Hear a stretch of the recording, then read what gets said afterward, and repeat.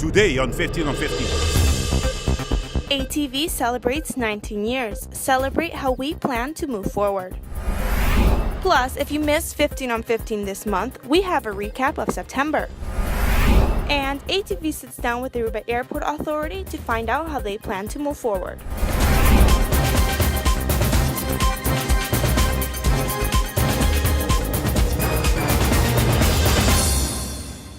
Thank you for joining us and welcome to another edition of 15 on 15 here on Channel 15 ATV with Daniela Piazzi. Let's start off the show with the latest local news topics. This week was a very special one for the ATV channel. We celebrated our 19th year anniversary. The general manager of ATV shares with us his vision for the past and plans for the future. ATV got started in the 90s when local TV was not even a contender for the written press or radio. It all started when a group of 5 young professionals took the initiative to study the possibility of starting a television company based on modern technology. The general manager of the station, Tom Peters, tells us a little more about what it means to be celebrating 19 years of ATV. Looking back 19 years is a lot of years, a lot of experience, a lot of faces, a lot of good results, and the acceptance actually of our community. I think that's so important that after 19 years, you can look back with a lot of nice thoughts about ATV and the presence of ATV that's almost indispensable in this community right now. Although Mr. Peters is very passionate about the classic way ATV has always worked, there is always room for improvement, and he believes it is time for a change.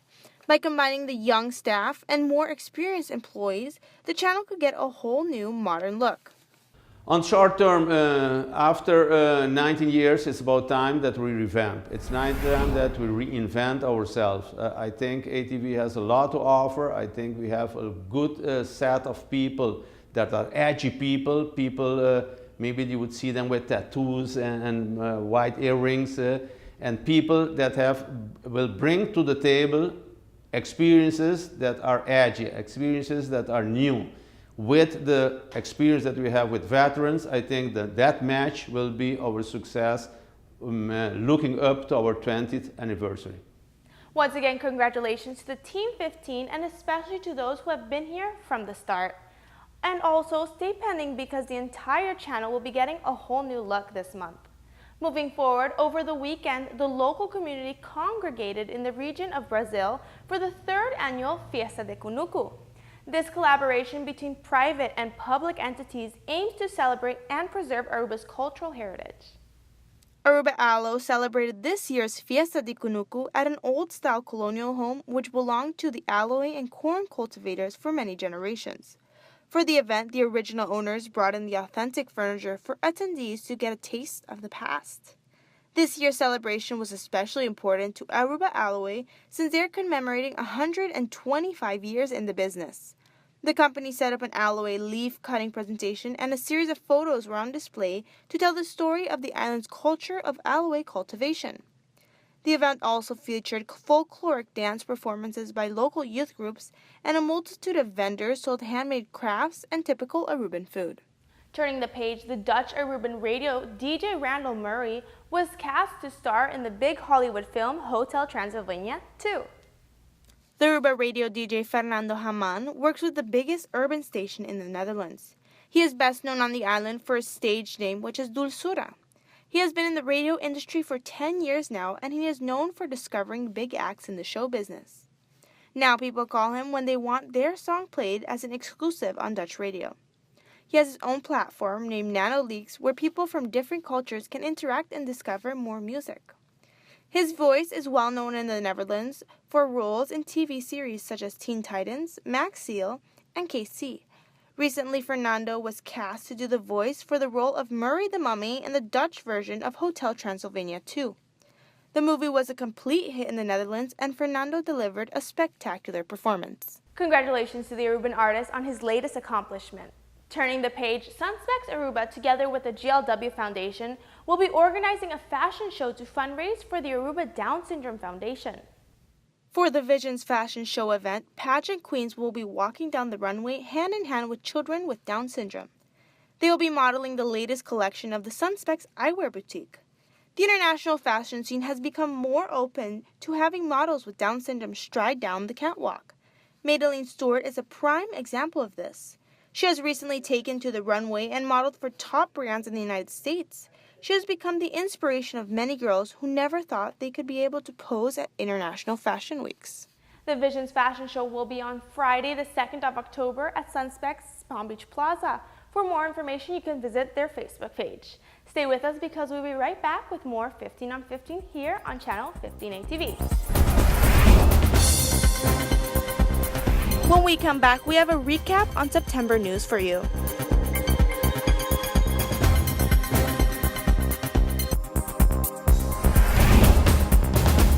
Welcome back from the break. Happy October, by the way. That means another month has flown by once again. If you missed a show here and there, we forgive you, but just to keep you always updated, let's sum up the month's most important stories of September.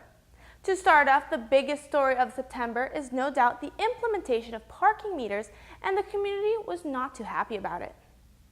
A much more organized system of parking is expected in the Main Street area. Since today, the new parking meters will be in operation. Parking is only allowed in the designated parking spaces that are marked and have a number. The sub-company of Aurobus, Parking, will be patrolling every zone for violations. Spaces that are marked with yellow are designated for drivers that are paying a monthly fee, and spaces marked in white are for visitors, which incurs a fee of 2 florins per hour. Take note that it is not allowed anymore to park on curbs or anywhere else in the Main Street area. It was obvious this morning that the view was quite different, where a lot of these spaces, which were still occupied last Friday, turned out being empty white spaces since this morning. Mr. Paul Bennis from New Jersey tells us he had some difficulty with the parking machine since it doesn't accept dollar bills. The numbering of the spot was a little bit difficult to understand at first. It looked like it was 119, but it was really I-19. And then there were not really good instructions on the machine itself to let you know how much you had to put in, and also when it would expire as you were putting it in. So, moving forward, the renovation of the California Lighthouse begun. The touristic and cultural icon will be completely restored, and visitors will once again be able to admire it from outside and inside. The restoration of the lighthouse, which is popularly known as the California Lighthouse, has begun to take place. The project will cost about 1 million florins, and it will take approximately 8 months to reconstruct. But once it is finished, both locals and visitors will have the opportunity to step inside and trek up to the top and learn more about the tower's history. Another exciting September topic was when a group of adventurers who call themselves Cave Hunters Aruba discovered a hidden natural pool. The secret gem is now known to the public, and both tourists and locals have been rushing to experience it. This new mini relaxation spot is completely secluded, and you will be needing stairs to get there.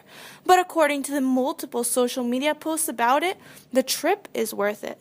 According to the Cave Hunters Aruba, the location is pretty easy to get to. When driving to the natural pool, it should be by the first beach you run into. This mini natural pool features clear waters and no harsh currents, and an added bonus of not having to drive on very rough turf to get there. The Cave Hunters Aruba group recommends to take care of the environment. Don't bring any food or drinks there, and make sure to be careful when going down in the rocks. Big news for the region of San Nicolas. During a visit from the Minister Mike de Mesa and Paul Cruz to the main offices of the American company Citgo, a memorandum of understanding was signed between the two parties. During the minister's visit to the Citgo headquarters in Houston, Texas, a MOU, or better known as a Memorandum of Understanding, was signed between the company and the government of Aruba. The document paves the path towards a rehabilitation of the former Valero refinery. The oil company will now be able to begin their research into the economic benefits and the technical costs of opening the refinery. Just to recap, 3 weeks ago, Citgo showed their interest in the refinery in San Nicolas, but with Aruba's goal for a completely sustainable island by 2020, it was a very contradicting option. The Prime Minister Mike Amon has been recently researching methods abroad to open the refinery in the most eco-friendly way possible.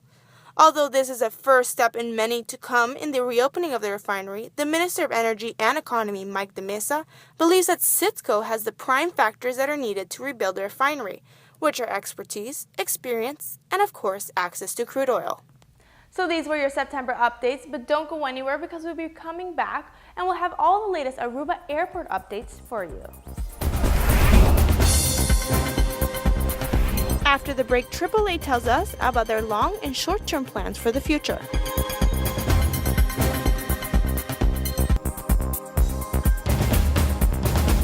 Thank you for staying with us. During the latest edition of Mesa Rondo, which airs every Wednesday after Noticia Unochi, the Aruba Airport Authority was the highlight of the program. The CEO, James Fazio, shared his vision for the long and short term of the Aruba Airport. James Fazio moved to Aruba from the hectic JFK Airport in New York. Although the change of pace is very large, the Aruba Airport also experiences a substantial amount of traffic each day, and with a large amount of passengers comes a large responsibility. The biggest challenge the airport currently faces is keeping the flow of traffic moving smoothly within the peak hours of the airport. Airlines prefer to depart between the hours of 12 and 5, which congests the airport halls. We're faced with this challenge of having to figure out what the peak hour demand is. So how many passengers per hour can our airport actually handle? And so when we look at that and we look at the infrastructure at the airport and say, well, we can continue let's just take immigration, which is one of the things that we look at, is obviously gauge check-in, security filters, all of those things. But if you look at, say, just to get an example of immigration, how many booths can you possibly build? I mean, we could keep building them and make 50 and make this giant immigration hall, and then at the end of the day, does the government have the resources to properly staff those immigration officers? And so when we look at that, are there ways, one, we have to make investments in the size of the airport facilities to be able to accommodate this peak demand today and tomorrow, and also try to figure out how do we use technology to streamline the processes that we have already. The airport has introduced Happy Flow recently, which is an automated border control system that can streamline the process. The main focus is to see if the airport's capacity can handle peak volumes moving forward. Although these automated functions have been introduced, the airport still has a long way to go to work efficiently. Currently, there are many processes a passenger goes through that could be avoided with certain updates. For example, the current baggage claim system causes unnecessary congestion in the departure process, and therefore it has become a main focus for AAA. As traffic grows, we're going to have to invest in those processes. So, for example, you have to reclaim your bag to go through US CBP. At some point, we're going to need to add more reclaim devices because the two that we have are just not enough. And so do you start to continue to build obsolete infrastructure, or do you just change the whole system entirely? And so in order to eliminate the need to reclaim bags, which will also eliminate the second security check, we have to invest in a new baggage system. And a new baggage system really now becomes the centerpiece of a long-term investment. Tune back in tomorrow to find out what is really going on during the U.S. Customs process. Thank you so much for watching. These were your local news updates and trending lifestyle topics. Don't forget to like our Facebook page, 15 on 15. We would love to hear all of your comments and suggestions. Tune back in tomorrow night for more 15 on 15 here on Channel 15 ATV at 7:15 p.m. See ya then.